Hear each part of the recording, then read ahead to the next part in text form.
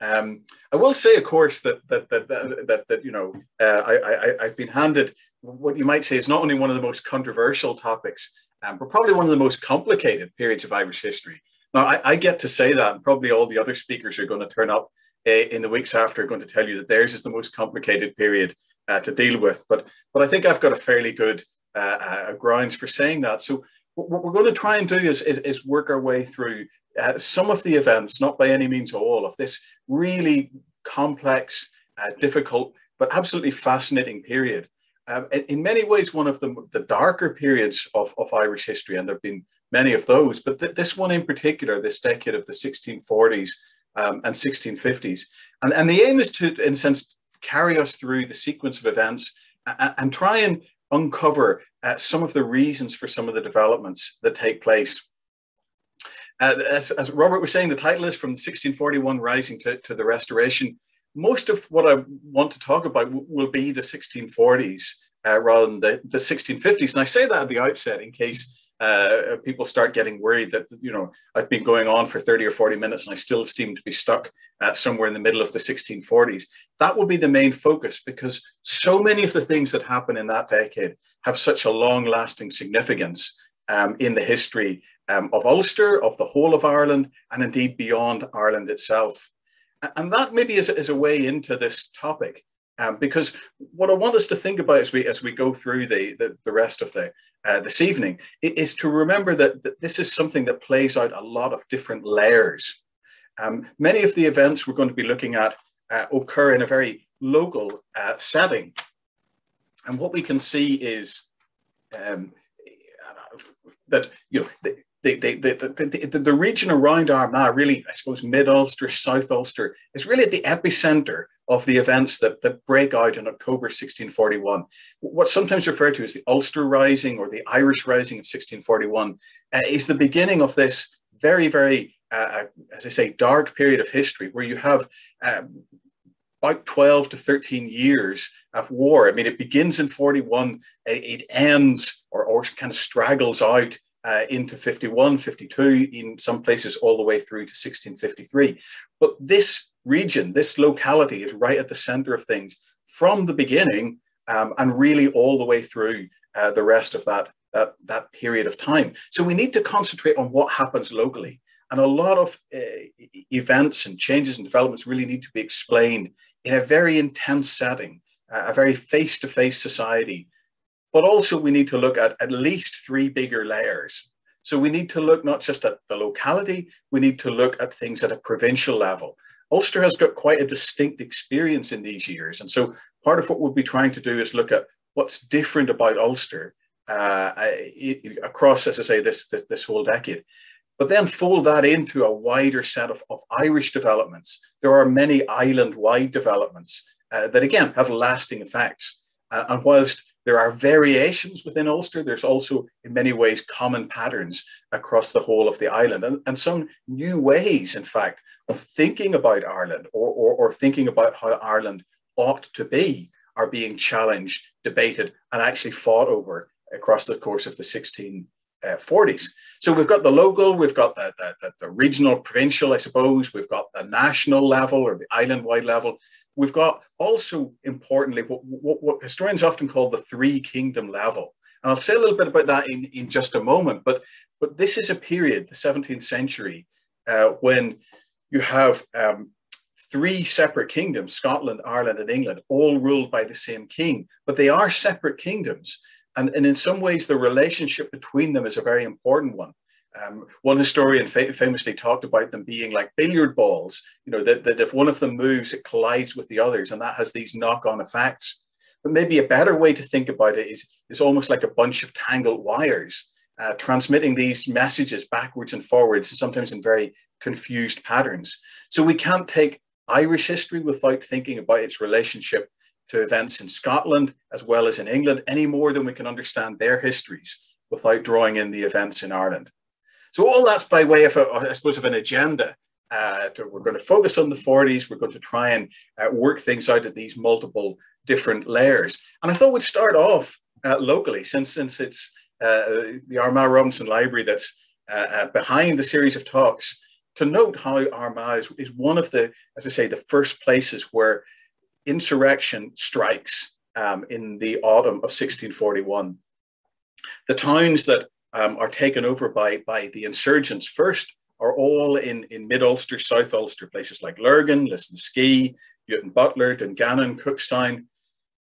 Many of them fall into the hands of, we'll call them insurgents, and we can maybe discuss the appropriate terms for all of these different parties as we go along. In some cases very easily, without conflict or struggle. Armagh, on the other hand, sees armed conflict, in the first instance lasting about 3 days. This is a map from a slightly earlier period, from the beginning of the 17th century, but it shows the prominence here of the cathedral. This is the medieval cathedral, which since the beginning, or quite close to the beginning of the 17th century, has been used for Protestant worship. And it's good to note because the cathedral, of course, is on top of a hill, and it becomes fortified to resist the insurrection when it breaks out in 1641. So there's a standoff in Armagh, a 3-day standoff between opposing armed groups before the insurgents take control of the city under Phelim O'Neill. And Phelim O'Neill, again, we'll come back to him a bit, but he's probably the most prominent leader among those engaged in insurrection in the autumn of 1641. His own properties and estates lie quite close by. So the very key figure at the beginning of the insurrection is here in Armagh, taking control of the city. Just over 6 months later, Armagh is set alight, deliberately set on fire. The cathedral itself goes up in flames. Even 20 years later, it's reported that Church of Ireland services aren't being held in the cathedral, they're being held in the courthouse, still hasn't been repaired. So there's this long-term damage to Armagh within a few months of the outbreak of the rising. It's set on fire by Irish forces, by Phelim O'Neill's forces.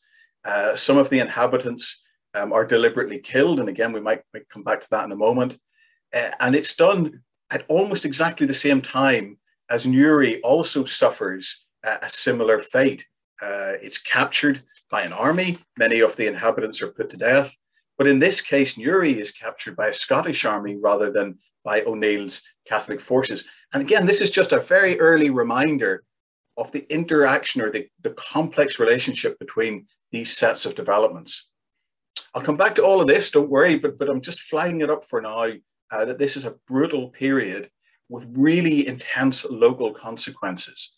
Large-scale killings of civilians, burning, destruction. Over the course of the next 11 years, the loss of life is truly horrendous. England has got a civil war going on at the same time, and someone calculated that the loss of life in England in their civil war is proportionately at least as great as that of the First World War. Ireland is harder to come by figures for this period, but we know the loss of life is proportionately much greater than in England. So it's an even greater loss of life, and not just of combatants, not just of soldiers, but of a civilian population as well.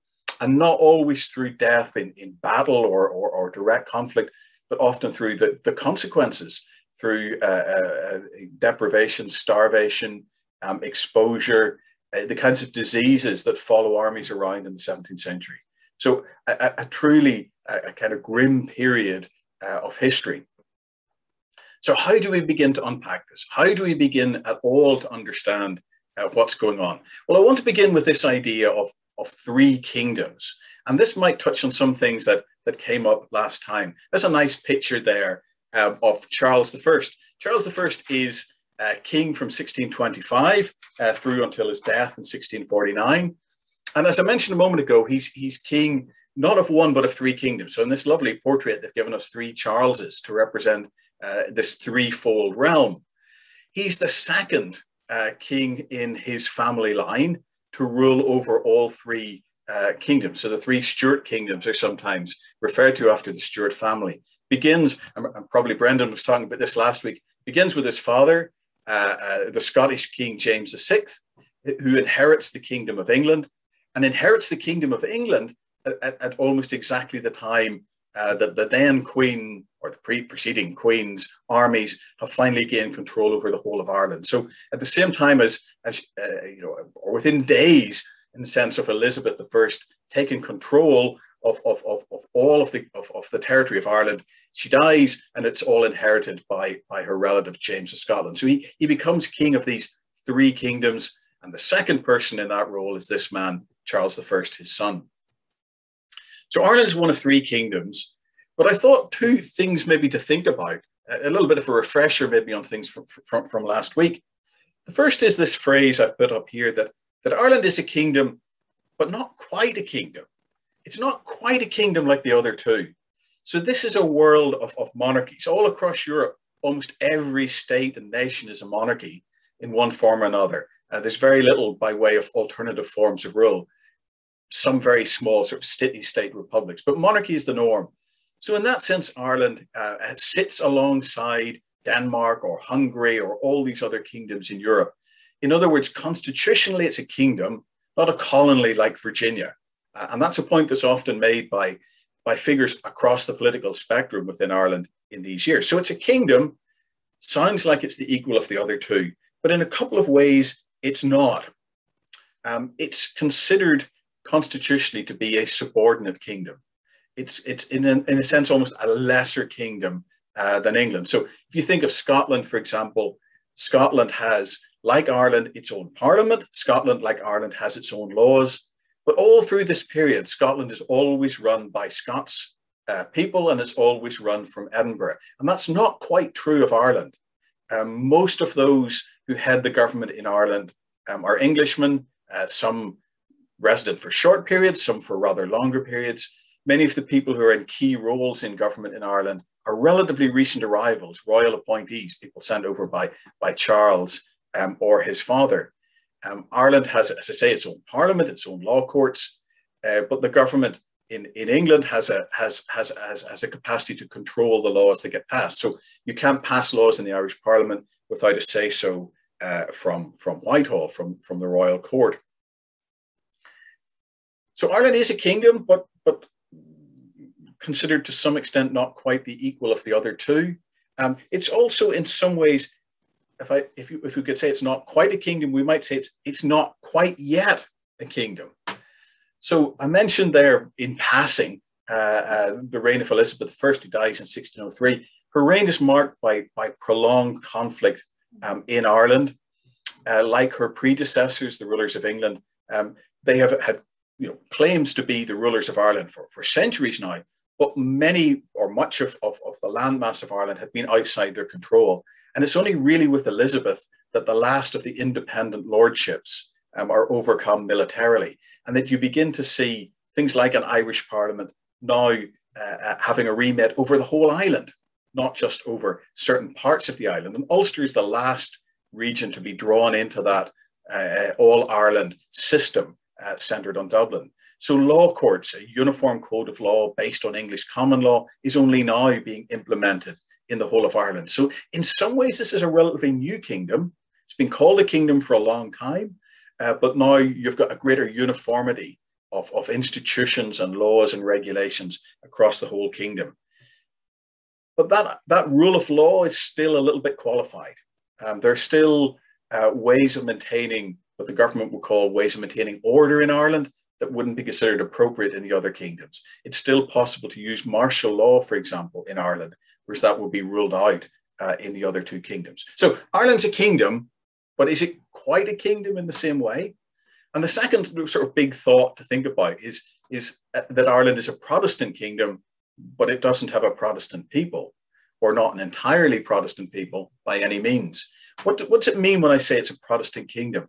Well, right across Europe, this is the norm in the 17th century. You need a national religion. It's perceived across the board as the best way, maybe even the only way of keeping people together. It's the glue that holds the society together. It's a shared form of faith. And in the same way that Charles and his father are Protestants of the Church of England, very much so in Charles's case.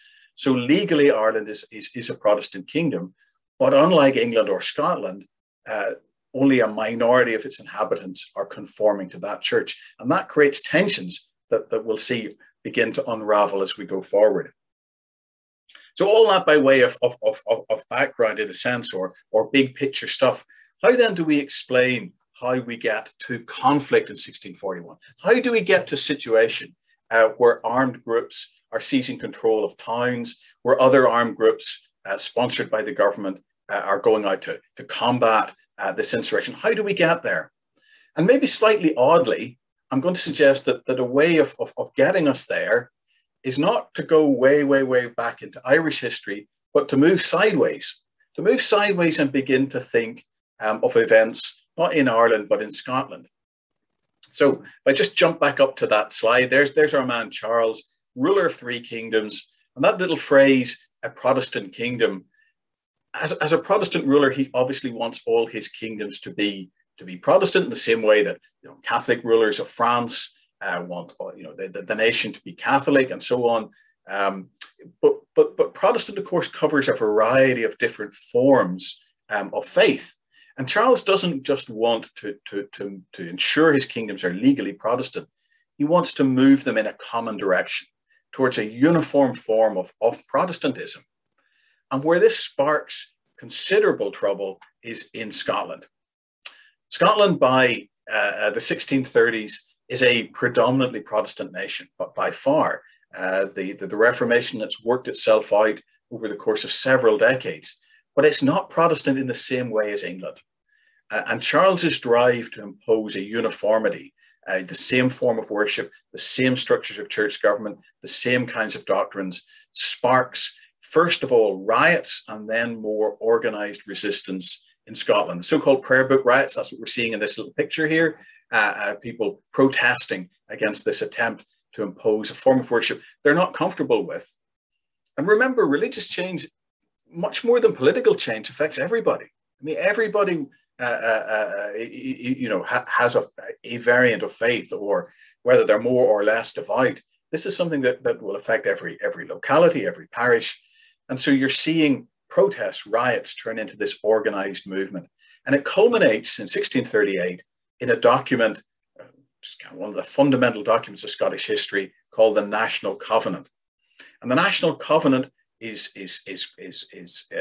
a relatively short document, but it's spread across the nation, and people are invited to pledge themselves to uphold the contents of this document, to stand together as a Scottish nation. And what I've put there at the bottom of the screen are these 5 points that I think are important about this movement that will be very, very relevant if we think sideways across to what's happening in Ireland.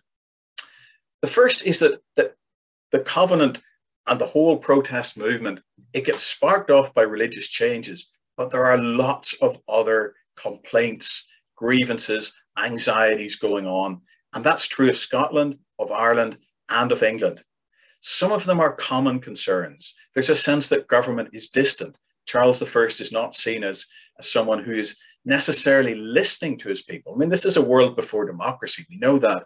But good kings are meant to listen to what their subjects are concerned about, whether that be taxation, whether that be how laws are being implemented. He should listen and be responsive. And so that gap is opening up, and the Covenant is an opportunity for all sorts of other accumulated concerns to pour into this unified movement.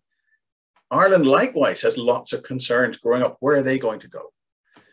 Second general point to note is that the Covenant doesn't repudiate the king, far from it, but it puts the king second to God. It's what some people call conditional allegiance. So God comes first. That means true religion, and then your allegiance to the king comes next.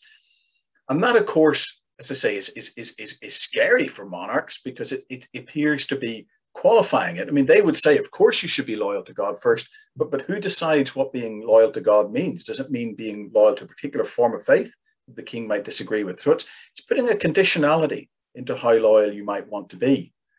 It's folding that loyalty, thirdly, into laws and constitution. So this is not just about protecting Scottish religion. It's saying that is already protected by the Scottish laws, the Scottish Parliament. So we're going to maintain them as well. And it becomes, as a battle for defining what the true religion of Scotland is. That's my fourth point there, that the Presbyterians win the battle. This isn't a Presbyterian document, but it becomes a Presbyterian document. Presbyterians succeed in presenting themselves as the most authentic form of religion. And Presbyterianism is not a religion that Charles I likes. And fifthly, and maybe most importantly, it's a means of mass mobilization. It's not just getting the political elite, the social elite on board. It's getting all sorts of ordinary people to pledge themselves to a national movement. Now, all this sounds like a long way from Ireland. Of course, it's not. As we know, the southwest of Scotland and the northeast of Ireland are very close geographically, and there are Scottish people in Ireland who are already part of this movement. But I'm mentioning all these factors because it directly maps onto the insurrection we're going to see in Ireland in 1641. Phelim O'Neill, mentioned briefly before, and I'll come on to him again, he and those around him sometimes use the phrase that Scotland has taught them their ABCs, taught them their alphabet. They're trying to achieve for Ireland, and more especially for the Catholic population of Ireland, all those things I've mentioned already about the Scottish Covenanting movement. The man in the picture, Thomas Wentworth, the Earl of Strafford, one of the most energetic and effective Lord Lieutenants or Viceroys of these periods. He's the man in charge, appointed by the King in the 1630s, appointed in many ways to make Ireland work, to make Ireland pay. Ireland's a drain on the exchequer. Ireland's not generating enough taxes. So he's there to be efficient. And he, in a sense, in his own person, pulls together many of those generalized grievances I mentioned that you see in Scotland too. He's seen as authoritarian. He's seen as kind of arbitrary in his actions. The very fact that he is trying to make government efficient means he angers all sorts of people for all sorts of reasons. So these accumulating grievances are often focusing themselves around this individual, Thomas Wentworth, the Earl of Strafford. At first, how does that take effect? At first, it takes effect by using the Irish Parliament. And this is where we're starting to see this sort of billiard balls swirling around and bouncing off each other. Eventually, the king is at war with his Scottish subjects. So how's he going to fight his Scottish subjects? Well, he wants not just England, but Ireland to get on board and support him. And how do you do that? You have a parliament in Ireland that will vote you taxes and raise troops who will go off and fight in Scotland. That's the goal anyway. But what the Irish Parliament, when it meets in 1640 does, of course, is attack the policies that the king's representative has been implementing. And it does so very importantly in a cross-religious base. So you've got Catholic MPs, Protestant MPs cooperating to get rid of this man, to bring in a kind of a different set of constitutional arrangements for Ireland, and a greater role for Parliament, a greater role for people based in Ireland as against what they perceive as this more authoritarian rule. And they're prepared to cooperate with the English Parliament to do this. So, excuse me, this isn't just a case of greater autonomy for Ireland. It's seen as part of this broader reform strategy, something aligned with what English MPs are going to want to do for England. In other words, again, to challenge what's seen as this authoritarian rule by the king. But this, of course, is where it all begins to fall apart. You can cooperate while you've got a common enemy.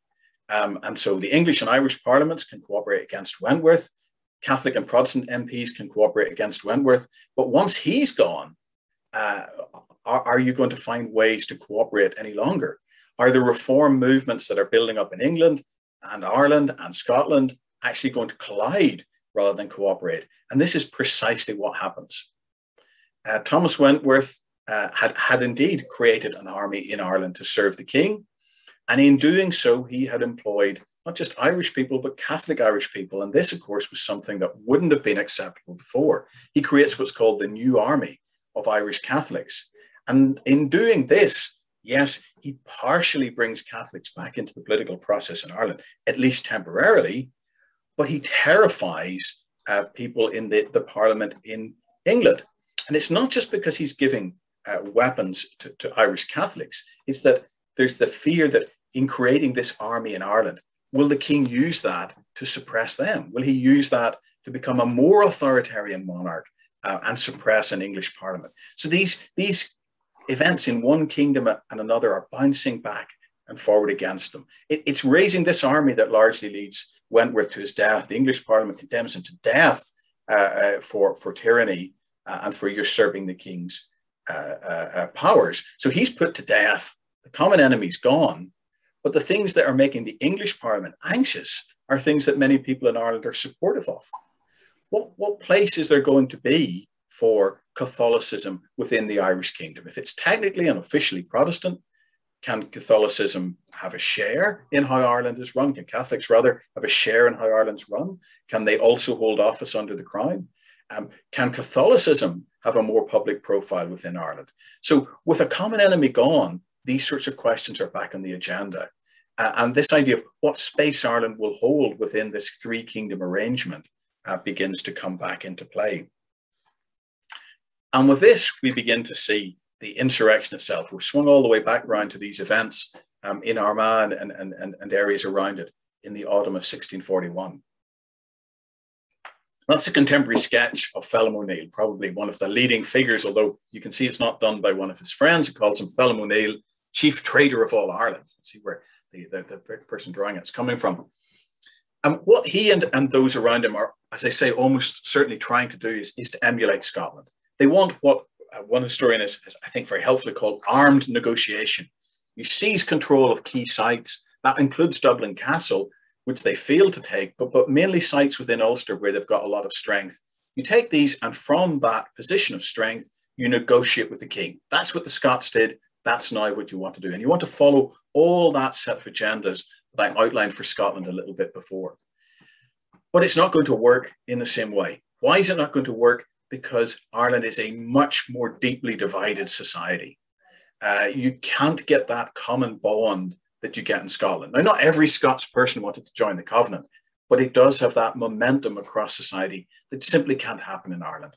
It's deeply divided. And for many of the reasons that you'll have heard about last week, we're, after all, only 40 years of war away from this awful war that wrecked Ireland, but particularly Ulster at the end of the 16th century. Mass starvation, mass loss of life, all sorts of memories. And again, the country never really quite coming back to a fully peaceful situation thereafter. Even in the shorter run, you're coming out of a period of economic tensions, of poor harvests. People are living a little bit on edge, and they're living in a state of what I've called at the bottom, mutual fear. And that's really profound as we get towards the autumn of 1641. Excuse me, many Catholics in Ireland are absolutely convinced that the momentum in the other two kingdoms, in both Scotland and England, is towards a much more rigorously Protestant policy that may lead to the word used at the time is extirpation, either the extirpation of Catholicism or at its most extreme, the extirpation of Catholics, the removal of Catholics in Ireland. So there are very serious Catholic fears. There are also extremely serious Protestant fears. They've seen Wentworth mobilize this army of Irish Catholics, and in many cases feel it's directed towards them. The army gets disbanded, but now you've got all these people, some of them take their weapons home, some of them have had military training. So within Protestant communities in Ulster, also a very profound fear of what the future might hold. And once you begin to unleash political action like this, direct action, those fears take hold. And they, in many cases, turn into very violent cycles of events. And that's what happens very quickly. And many of these cycles of violence are very local in their, they play off each other at very local levels. This is, again, a contemporary depiction of the horrors. And this one is meant to represent some of the atrocities committed by Catholics on Protestants. So that's the intent and design of it. Lots of this kind of material is produced. What it's reflecting is a perception. It's an exaggerated perception, but we shouldn't neglect their very real presence of very, as a grim and atrocious actions that occurred during the course of 1641 and right across the wars that follow. Violence can take many forms, as we know. Much of the early violence isn't the kinds of things being shown here. Early violence is often in the form of robbery. It may be in the expulsion of people at first, largely the expulsion of Protestants from particular communities, but it very quickly escalates into direct attacks, murders, killings. You begin to see the emergence of armed bands. So not just people acting in their immediate locality, their parish or village or whatever, but armed bands moving around, committing robbery on a larger scale, sometimes turning into the killing of civilians.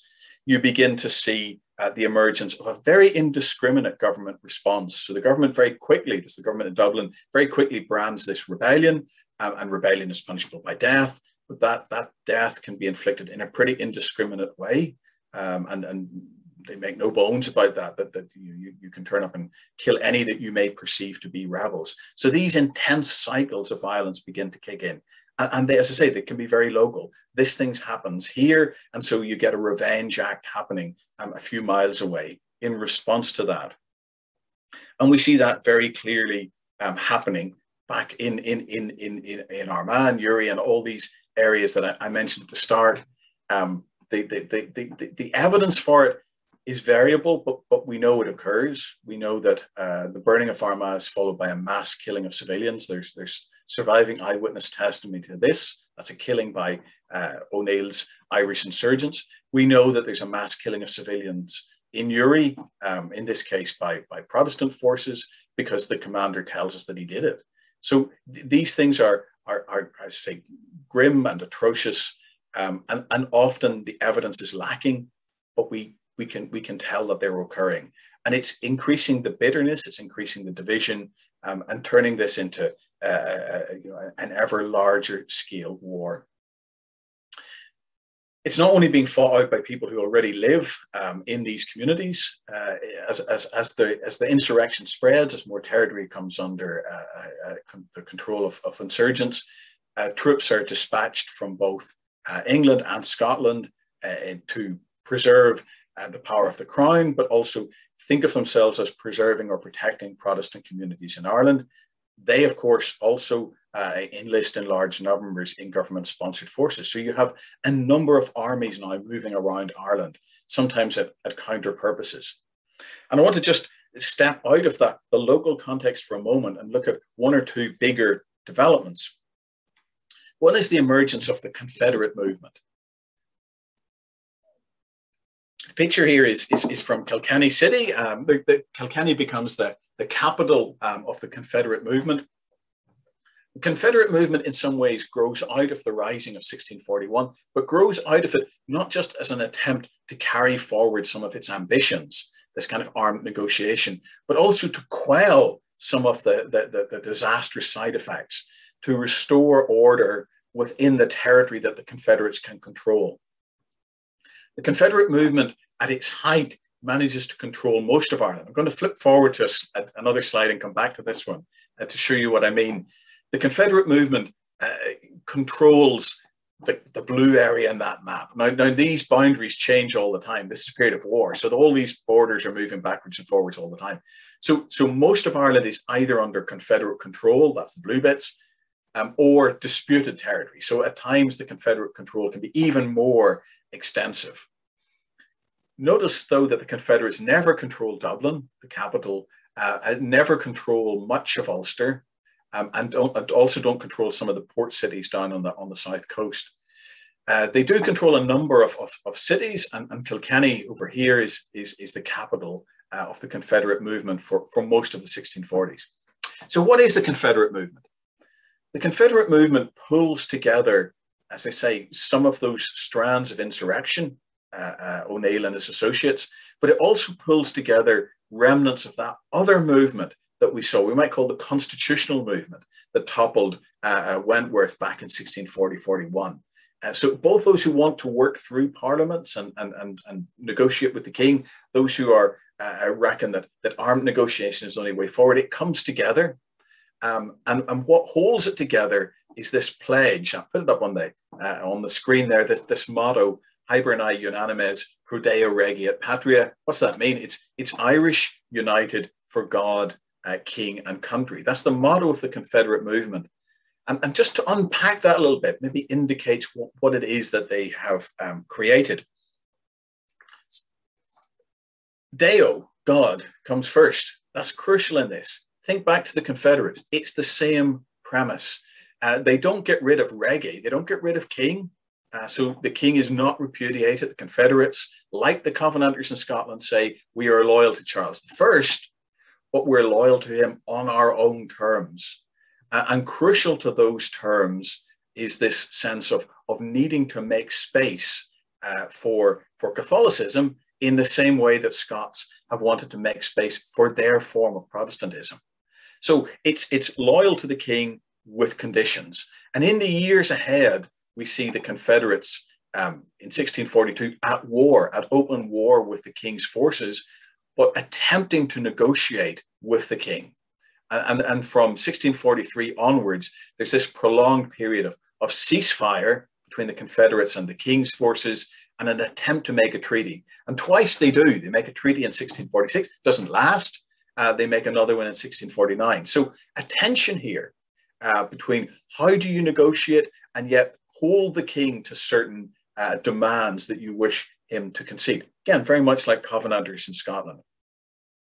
And at the heart of many of those demands are, as I say, that Deo comes first, God comes first. How do you hold this movement together? It's held together by Catholicism. Catholicism is the glue that holds it together every bit as much as Reformed Protestantism holds together the covenant. But it's Catholicism holding together a movement that has to, in the end, cut a deal with a Protestant king or cut loose. And very few of them are prepared to cut loose until things really get, as we'll see shortly, to a situation where the king is effectively unable to reach out to them at all. The Confederate movement is both inclusive in a new way and exclusive in a new way. Now, what do I mean by that? It takes us to another word in their little motto there, hiberni. And that's not a word that's been used very much. It's a word for Irish that, it's not a new word, but it's not maybe the most common way of speaking. And what they're using when they use that word is to say all people in Ireland are acceptable. All people in Ireland are hiberni. It doesn't matter what your ancestry is. So for centuries, there's been tension between people of what we'll call them Gaelic Irish ancestry, what are sometimes called the Old Irish, and people of English ancestry, maybe centuries back, maybe back to the 12th century, 13th century, sometimes called the Old English, but now increasingly coming to be called the New Irish. So this brands itself quite consciously as an inclusive movement. We don't care what your ethnic background is, and they even go so far in some of their statements to say, we don't care where you're from. If you're born in Ireland or if you're resident in Ireland, you can be part of this movement. So it's national in a new sense, inclusive in a new sense, but it's also exclusive because it needs religion. I mean, what will hold all these diverse people together? Only a shared form of faith. So how do you deal with the fact that not everyone in Ireland is Catholic? How do you find a place for Protestantism? And this is one of the things that creates great instability in Confederate ranks. They can't have a 100% Catholic kingdom, not if they've got a Protestant king. So is Protestantism to become a tolerated religion? Are you going to have a Catholic establishment replacing a Protestant establishment, but maybe tolerate Protestantism or at least some forms of Protestantism? Or are you going to go to a milder variant and say, no, it can remain an officially Protestant kingdom, but Catholics have to have access to political office. Catholicism has to be freely practiced. And it's a very tense debate, and it eventually pulls, or it's one of the things that pulls the Confederate movement apart. So it's bound by a common faith, it's evincing a new form of nationality, and it's creating institutions that go with it. And that's crucially important. It creates something akin to a cabinet, a supreme council, a general assembly akin to a parliament. It raises armies, it raises taxes, it sends ambassadors abroad. It's creating almost a state within a state as part of this movement that attempts to enlist as many people as possible towards its goals. What transpires, of course, is war. And across the 1640s, we have this ongoing conflict. Again, no doubt people spent ages creating maps like these, but they're necessarily fluid. Territory changes hands all the time, but we can see there are zones that are under Protestant control, under Confederate control, contested territories. And this maybe is where Ulster takes on a slightly different feature. more of Ulster is in Protestant hands. There are more Protestants in Ulster after all. It's also where the Scottish army bases itself and gives extra weight. You do have a very powerful Confederate army raised by Owen Roe O'Neill, and he's an important figure because he's an exile. This is one of the reasons Ulster is different. Over most of Ireland, you have a very powerful Catholic social elite. These are people who are very wealthy, lots of property, but don't have access to political office. And what they're ambitious to achieve is rather different from people like Owen Roe O'Neill, who's an exile, who's a descendant of the Earl of Tyrone, you may have heard about last week. So these are people who haven't got a share in Ireland. They don't have property, they don't have land. They're trying to go for a much more radical overturning of the situation before. For them to have a place in Ireland, they need to overturn Plantation, for example. So in Ulster, we don't have that sort of middle ground of a Catholic elite who are eager to compromise. This is a much more thoroughgoing situation. And the same is true on the other side. If we begin with a kind of twofold division, those who are for the rising and the Confederate movements and those who are against are supportive of the king, supportive of the crown. But as time moves forward, more and more of the Protestant population of Ireland, and particularly in Ulster, are unhappy also with the king, unhappy with him as a protector of not just of their interests, but arguably even of their lives. The fact that the king is prepared to negotiate with the Confederates means that for many of them, they reckon a ceasefire means, and they use this language, a slow death. Rather than a swift death in battle, a slow death, because secession will squeeze them of resources, food resources, and so on. And so what they're prepared to do is to move into alliance with the king's enemies. I didn't talk about this, but there is a civil war in England. I think I just mentioned that in passing. And so the king has his enemies in England too. And more of the Protestant population across Ireland, but especially Ulster, are aligning themselves with the king's enemies in England as their protectors, as those who are prepared to keep fighting against the Confederates, send them supplies, foodstuffs, ammunition, weapons, send them ideally also reinforcements of troops, so most of the time that doesn't happen. So aligning themselves with the king's enemies in England, but also aligning themselves with the Scottish Covenanters. And in terms of the long-term effect of this period, that is vitally important. I mentioned the National Covenant in Scotland, 1638. That's a bond among these Scottish people. There's a new covenant in 1643, which is directly relevant to Ireland this time.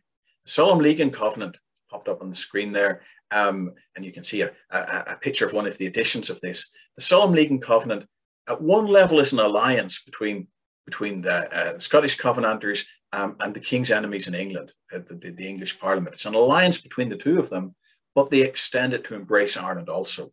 And what they're trying to forge is a common future among the three kingdoms, a common future based on shared constitutional principles, but also on a common form of religion. And now this is explicitly Presbyterian. The Scots have already gone down that route, and they're trying to persuade, or more than persuade, drag the other kingdoms into a shared Presbyterian future. The English Parliament kind of reluctantly buys into this. There's no official endorsement in Ireland, but there is popular endorsement in many communities within Ulster. And when the Solemn League and Covenant arrives, it's welcomed in many of these Protestant communities in Ulster, and both in the northeast in Antrim and Down, but also over in the northwest, around Derry City and parts of Donegal and parts of Tyrone as well. So you'd have a kind of a similar mass response to this as the Covenanters got back in 1638 in Scotland itself. Some of the welcome is purely practical. You know, we signed the covenant, we joined this, we get helped out, we get supplies and all these other things that we need. But also it's more than that. It's a shared agenda. In some cases, we can see an atmosphere of religious revival. This is spread through preaching as well as through documentation and attempt to persuade people politically. So it in a sense rejuvenates many Protestant communities. It's the real lighting the torch paper for Presbyterianism within Ulster. Yes, it's not entirely new, but this is the moment when it really begins to take off. And for the longer term, it's out of this moment that you begin to see greater numbers of Presbyterian congregations beginning to grow up across Ulster, to some extent beyond Ulster, but mainly within the province. So whilst you're creating a Confederate movement, you're also now creating a Covenanting movement inside Ireland and specifically inside Ulster, and generating, again, popular participation. This isn't just armies and elites. This is ordinary people joining in the same way as others are joining the Confederate movement. I did warn everyone at the start that I was going to spend all this time in the 1640s, and I'm nearly out of time, so I'm going to just carry us quickly through what happens next. Where does all this go? How does all this work its way through? Again, we're back to our billiard balls colliding with each other. What finally determines the outcome, or how this all ends, is not something to do with events in Ireland itself, but events in England. The English Civil War eventually ends with the triumph of something completely unexpected, the creation of an English republic. King's enemies in England never intended to create a republic. They fight the king, they beat the king, they can't negotiate with the king, and some within their own ranks launch a coup, effectively. A coup by the army against their own political leadership, whom they push aside, put the king on trial. When I say trial, I mean they create their own court to put him on trial, so kind of a military trial, put the king on trial, put him to death, and create a republic in England. First and only time that England has been a republic, and remains so for 11 years.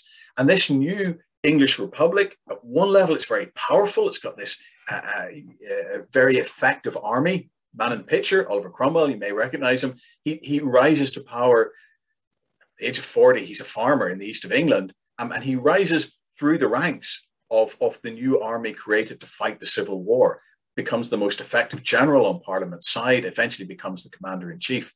So he's rising through the ranks, creating this very powerful army. So at one level, the Republic is very strong, but another, it's very fragile. And when it looks out, what does it see? It sees probably the majority of English people still loyal to the king's son. You've killed the king, Charles I. Most people think, well, that means his son is the new king. Most people in England probably think it. People in Scotland act on it and say he's the king, and so do people in Ireland. And what's crucial about this is that you might say the three big categories, the three big political components in Ireland all say this.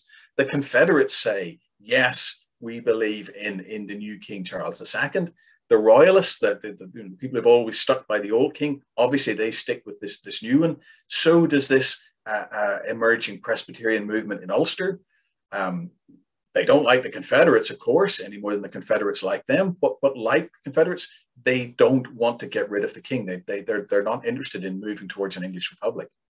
So faced with this array of enemies, what you see is military force being used to suppress them. So here's Cromwell, and his army arrives in Ireland in 1649, and within a couple of years has taken on and defeated all comers, defeated and destroyed what's left of the Confederates, of the Protestant Royalists, and of the Presbyterian Covenanting movement in the north. The Republic is determined to do things very dramatically and drastically in Ireland. They call Ireland a clean paper. We might say, a white sheet. We're going to do everything new. And the most famous aspect, of course, of that is the land settlement, confiscation, redistribution of property.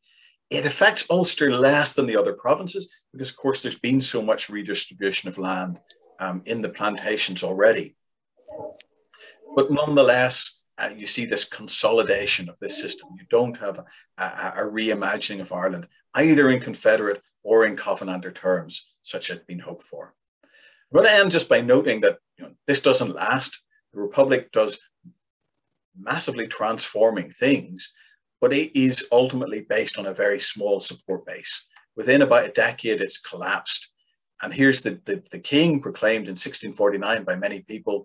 He retakes power in 1660, and he retakes power in all three kingdoms. We go back, in some ways, turning the clock back to what was like before. England, Ireland, Scotland, three new kingdoms under one king. But what's it going to be like? And lots of people invest their hopes in Charles II. And all of them, to a greater or lesser extent, I should say, are disappointed. But some are more disappointed than others. The Catholic leadership in Ireland thinks, well, we always stuck it out against Cromwell. We should be rewarded. He took our property. Now it's time to get it back. The Protestant elite say, well, no, we fought against the Confederates for your father. You need to stand by us, reward us, look after us. Obviously, he can't satisfy everyone, and he tends to fall down on the Protestant side because it sells better in his other two kingdoms. So what have we got coming out of it? Well, that's for David Hayton next week. But I'll just leave you with 2 points here. One is a hardening divide where it's easier to categorize people in Ireland as either Irish and Catholic or British and Protestant. Not that it wasn't happening before, but those divisions are becoming more rigid, but yet with a little bit of a tweak to them, because what about the Scottish population? And what about varieties of Protestantism? Possibly by the 1660s and 70s, the majority of Protestants aren't any longer part of the established church. They're not Church of Ireland. They are now Presbyterians or other new religious groups, Baptists, Quakers, and so on. And secondly, if you're seeing a restoration of an Irish kingdom, it's a kingdom on an even narrower base than before. Much of the old Catholic elite that was maybe unhappy with its position, but still fundamentally loyal to the crown, has been pushed aside. You're building power now, in many cases, on people who've accumulated property during the 1650s and managed to hold on to it. It's a narrower Protestant base, and not even one that extends to all Protestants. Dissenters are never quite on the inside. That's Presbyterians and others.